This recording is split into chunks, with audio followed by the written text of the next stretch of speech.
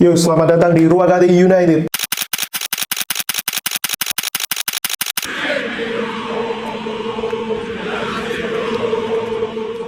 Episode kali ini akan membahas sedikit tentang bursa transfer yang telah dilakukan United sejauh ini. Setelah resminya bergabung Benjamin Sesko, nambah daya serang di lini depan kita.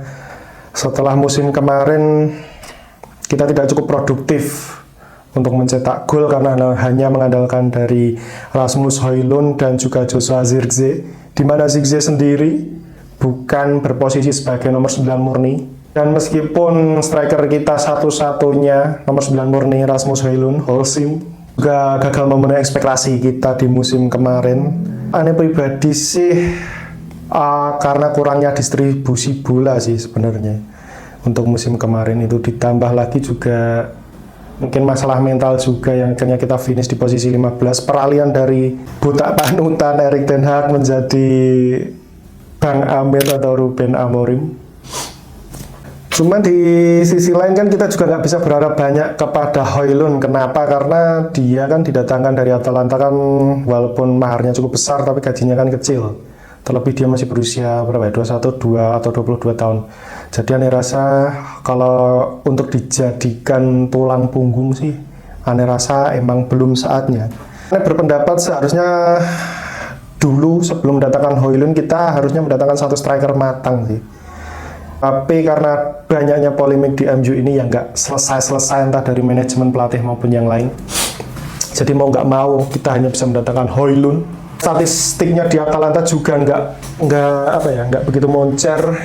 Seharusnya Højlund itu menjadi proyeksi jangka panjang dengan adanya striker senior di kubu setan merah. Meskipun di musim perdana Højlund aneh rasa juga sebenarnya lumayan sih, nggak jelek-jelek amat sih untuk seorang anak muda berumur 21 tahun untuk menjadi tulang punggung itu, dengan torehan gol berapa ya kalau musim pertama itu cukup lumayan sebenarnya. Tapi mungkin di musim kedua kita memang perlu banyak evaluasi, apalagi di musim ketiga ini bahkan banyak spekulasi Højlund akan ke Milan dengan opsi loan 6 juta dan apabila dipermanen dengan opsi 40 sekitar 40 juta mungkin. Pendapatannya pribadi sangat disayangkan sih. Karena karena kita hanya memiliki satu striker murni yaitu Sesko. Walaupun si Mathis Cunha juga bisa dipasang nomor 9, si Højlund ini kan passionnya di MU juga besar sebenarnya.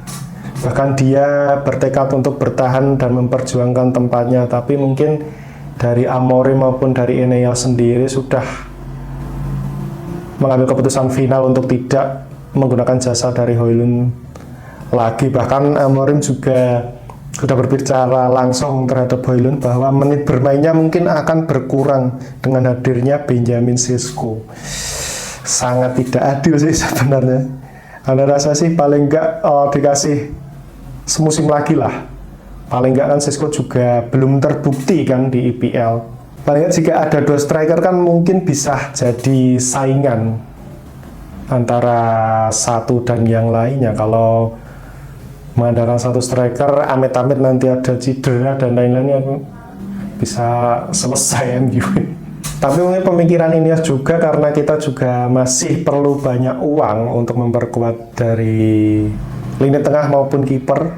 Karena kemarin manajemen sempat menanyakan tentang ketersediaan dari Carlos Baleba dari Brighton. Baleba sendiri pun sebenarnya menginginkan untuk pindah, tetapi dari manajemen Brighton melarang karena merupakan pemain kunci dan masih membutuhkan jasa dari Baleba.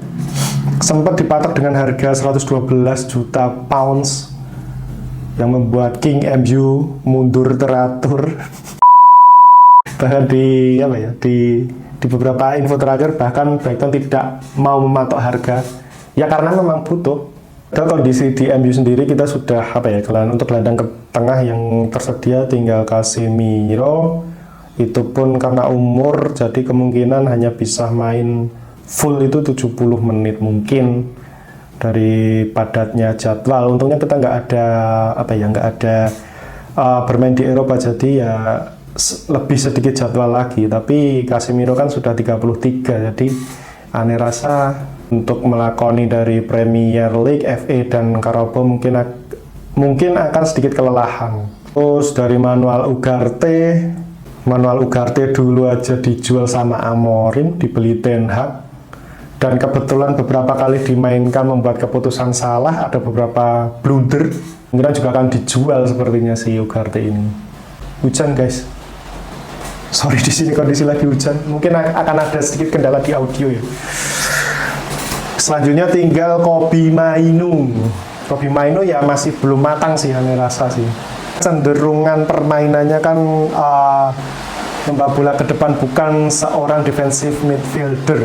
Ane rasa kita masih perlu penambahan defensive midfielder yang bisa membawa bola, semacam box to box sih kalau Ane rasa.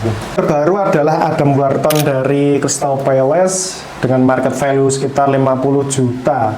Ini mungkin akan sedikit struggle karena merupakan lokal pride, Inggris pride. Nggak mungkin akan sekedar 50 juta, apalagi MU yang menawar.